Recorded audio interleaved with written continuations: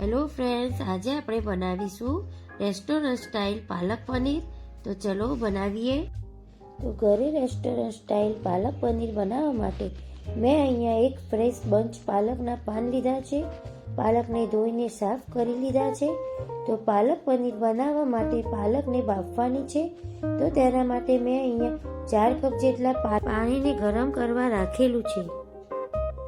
પાણી ગરમ થઈ જાય એટલે અડધી ટીસ્પૂન જેટલી ખાંડ ઉમેરી દઈશું, જેથી પાલકનો કલર જળવાઈ રહે. અને પાલકના પાનને ઉમેરી દઈએ તો પાલકને 2 થી 3 મિનિટ માટે હાઈ ટુ મીડિયમ ગેસની ફ્લેમ પર બાફી. તો તમે જોઈ શકો છો પાલક એકદમ સોફ્ટ થઈ ગઈ છે. તો હવે આપણે ગેસની ફ્લેમ બંધ કરી દઈએ અને પાલકને કાઢી તરત જ ઠંડા પાણીમાં એટલે કે બરફવાળા પાણીમાં એડ કરી દઈએ. તો બરફવાળા પાણીમાં આ રીતે પાલકને એડ કરવાથી તેની કુકિંગ પ્રોસેસ સ્ટોપ થઈ જાય છે અને પાલકનો ગ્રીન કલર જળવાઈ રહે છે. હવે પાલક ઠંડી થઈ ગઈ છે.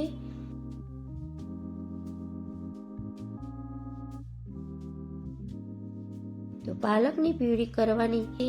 તો તેના માટે પાલકને લઈ મિક્સર જારમાં એડ કરી દઈએ.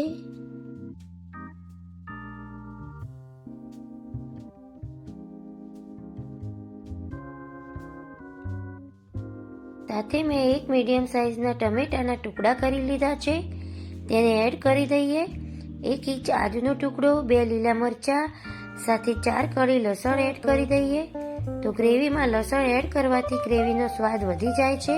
અને હવે બધી જ વસ્તુને ગ્રાઇન્ડ કરી લઈએ. તો તમે જોઈ શકો છો આપણી શાકની ગ્રેવી માટે પેસ્ટ તૈયાર થઈ ગઈ છે. હવે મેં અહીંયા એક પેન ગરમ કરવા રાખેલું છે.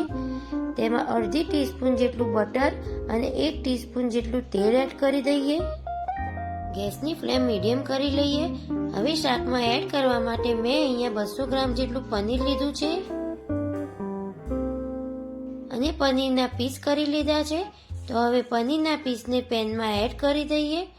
હવે પનીરને રોસ્ટ કરી લઈએ અને વચ્ચે આ રીતે ચમચીથી આ રીતે સાઈડ ચેન્જ કરી લેવાની છે.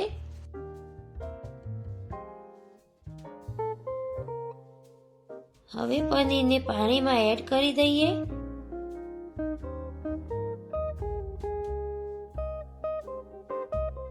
હવે શાકને વઘારવા માટે એ જ પેનમાં 1 ટીસ્પૂન જેટલું ઘી એડ કરી દઈએ અને સાથે 1 ટીસ્પૂન જેટલું તેલ એડ કરી દઈએ.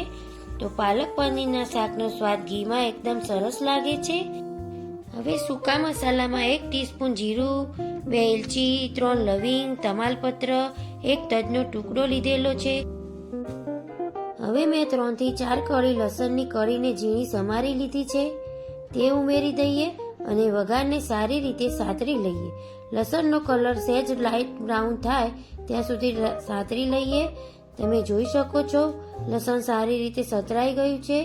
હવે મેં અહીંયા 2 મીડિયમ સાઇઝની ડુંગળીને ઝીણી કાપી લીધી છે, તેને એડ કરી દઈએ, સાતરી લઈએ. અડધી ટીસ્પૂન હળદર, 1 ટીસ્પૂન લાલ મરચું પાવડર, 1 ટીસ્પૂન ધાણાજીરું પાવડર, સ્વાદ મુજબ મીઠું, 2 ટીસ્પૂન કિચન કિંગ મસાલો એડ કરી દઈએ. હવે મિક્સ કરી લઈએ.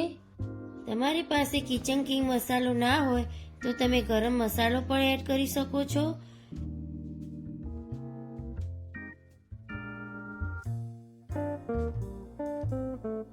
તો આપણા મસાલા સારી રીતે સંતરાઈને તેલ છૂટું પડવા લાગ્યું છે. હવે પાલકની પ્યુરીને એડ કરી દઈએ અને મિક્સર જારમાં અડધા કપ જેટલું પાણી એડ કરીને બધી જ પ્યુરીને સારી રીતે.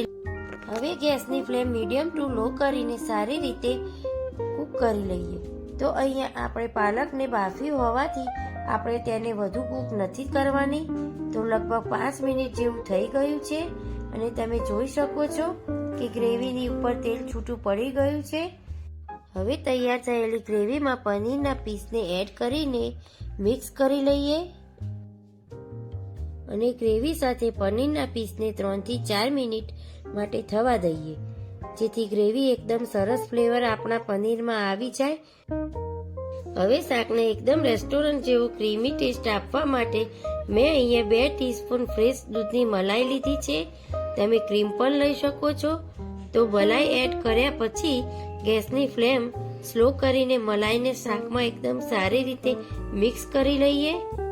તો તમે જોઈ શકો છો એકદમ ક્રીમી ગ્રેવી સાથે રેસ્ટોરન્ટ સ્ટાઇલ આપણું પાલક પનીર તૈયાર થઈ ગયું છે.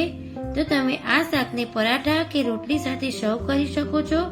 તમને મારી રેસીપી ગમતી હોય તો લાઈક, શેર અને સબસ્ક્રાઇબ કરો.